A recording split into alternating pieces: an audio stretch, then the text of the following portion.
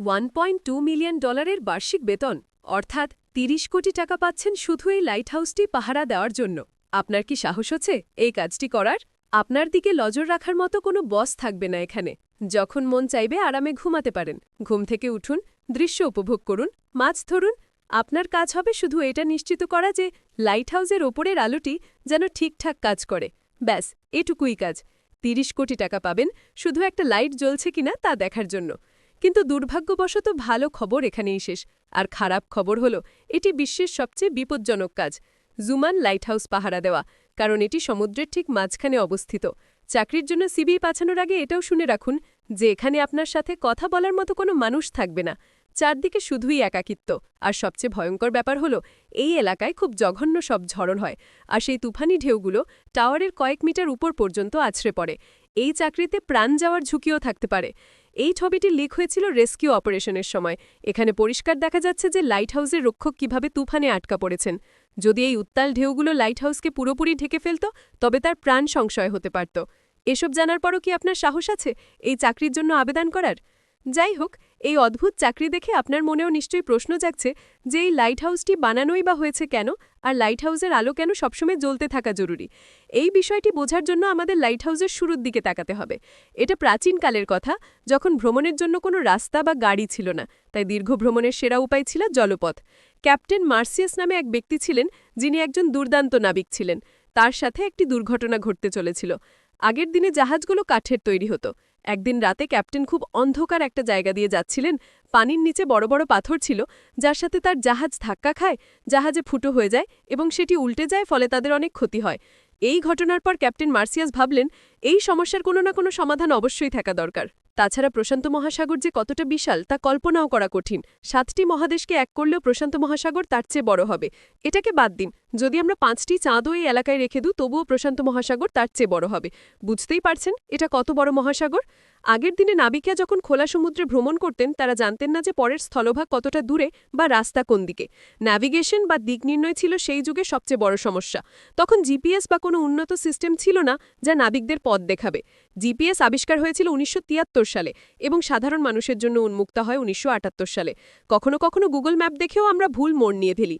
তাহলে ভাবুন পুরনো দিনের মানুষরা কি করত। তাই নাবিকদের সূর্য আর নক্ষত্রের উপর নির্ভর করতে হতো এবং শুরুর থেকে কিছু ন্যাভিগেশন টুলের সাহায্য নিতে হতো এই বিশাল সমুদ্র পাড়ি দেওয়ার জন্য। শুধু এই ন্যাভিগেশনের অভাবে অনেক বিপদ হতো, যেমন ক্যাপ্টেন এলিসের সাথে হয়েছিল। প্রাচীনকালে ক্যাপ্টেন তার ক্রু বা নাবিকদের নিয়ে প্রশান্ত মহাসাগর পাড়ি দিচ্ছিলেন। রাতে হঠাৎ মেঘ জমে যায়, ফলে তারা আর নক্ষত্র দেখতে পাননি এবং পথ হারিয়ে ফেলেন। এরপর সমুদ্রে ভীষণ ঝড় আসে। সকালে তারা বুঝতে পারেন যে তারা খোলা সমুদ্রে হারিয়ে গেছেন। ক্রুদের কাছে খাবার বা পানি কিছুই ছিল না। ক্ষুধা ও তৃষ্ণায় তাদের অবস্থা খারাপ হয়ে যায়। সমুদ্রের পানি লবণাক্ত হওয়ায় তা আমরা পান করতে পারি না, এতে মৃত্যুও হতে পারে, ফলে অনেকেই মারা যান। ক্যাপ্টেন খুব কষ্টে স্থলভাগ খুঁজে পান এবং শেষ পর্যন্ত তারা সেখানে থামেন। এবার বিশ্বের প্রথম লাইটহাউসের সূচনা হতে যাচ্ছিল। মিশরে ভূমধ্যসাগরের তীরে আলেকজান্দ্রিয়া নামক এক প্রাচীন শহর ছিল। সেখানকার শাসক ছিলেন টলেমি II ফিলাডেলফাস। তার রাজত্ব তখন বাণিজ্যের কেন্দ্রবিন্দু ছিল, কিন্তু সমস্যা ছিল এর অবস্থান নিয়ে। শহরের কিনারায় যেতে হলে এমন এক জায়গা দিয়ে যেতে হতো যেখানে প্রচুর পাথর ছিল। রাতের বেলা বাণিজ্য জাহাজগুলো পানির নিচে থাকা পাথরের সাথে ধাক্কা খেয়ে ডুবে যেত, ফলে রাজ্যের অনেক ক্ষতি হতো। রাজা তখন সেই সময় সেরা স্থপতি সোস্ট্রাতাসকে ডাকেন এবং সমাধানের জন্য সাহায্য চান। দুজনে মিলে একটি দারুণ পরিকল্পনা করেন, আলোর একটি বিশাল মিনার তৈরি করা যা সব জাহাজকে পথ দেখাবে এবং বিপদ থেকে সতর্ক করবে। আলেকজান্দ্রিয়ার উপকূলে ফারস দ্বীপেই লাইট হাউসটি মাথা উঁচু করে দাঁড়ালো। এর উচ্চতা ছিল 384 ফুট এবং এটি সাদা মার্বেল দিয়ে তৈরি ছিল। এর উপরে বিশাল আগুন জ্বালানো হতো, যার জন্য সারাক্ষণ তেল এবং কাঠের সরবরাহ লাগত। এই লাইট হাউসটিকে প্রাচীন বিশ্বের 7টি আশ্চর্যের একটি মানা হতো, কিন্তু শুধু আকারের জন্য নয়, এর পেছনে জিনিয়াস ডিজাইনের জন্য এটি ছিল অসাধারণ। সোস্ট্রাতাস এটি আয়না ও লেন্সের এমন ব্যবস্থা করেছিলেন যাতে আলো আরও উজ্জ্বল হয় এবং বহু দূর থেকে জাহাজগুলো তা দেখতে পায়। লাইটহাউস তৈরির খবর ছড়িয়ে পড়তেই নাবিকরা স্বস্তির নিঃশ্বাস ফেললেন। আলেকজান্দ্রিয়া সেই পাথরে পথ নিয়ে আর চিন্তা রইল না। এইভাবে বিশ্বের প্রথম লাইটহাউস নাবিকদের কাছে নিরাপত্তার প্রতীক হয়ে উঠল এবং এই ধারণাটি সারা বিশ্বে ছড়িয়ে পড়ল। প্রথমে লাইটহাউসগুলো সমুদ্রের কিনারে তৈরি হতো, কিন্তু বাণিজ্যের প্রসারের সাথে সাথে সমুদ্রের মাঝখানে যেসব রুটে পাথরের ঝুঁকি ছিল সেখানেও লাইটহাউস তৈরি হতে শুরু করল।